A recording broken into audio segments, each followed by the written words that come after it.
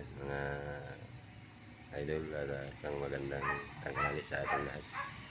At ito nga pala yung video yung pinapakita ko ay yung sunod kong gagawin. At yan ay dito rin lang sa sa bagong pangarap village. At gagawing kwarto ito.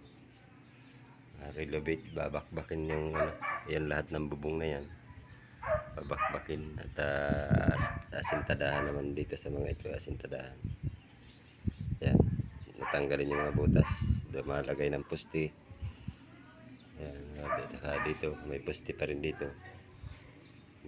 bali 3 pusti mga idol ang aking gagawin.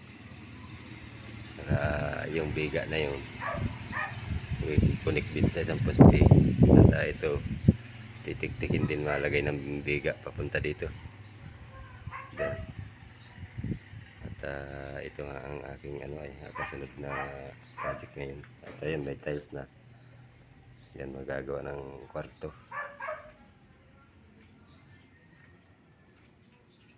Ayan, sige mga kapatid, isang mapagpalang tanghali sa ating lahat. At yan, napakainit yan.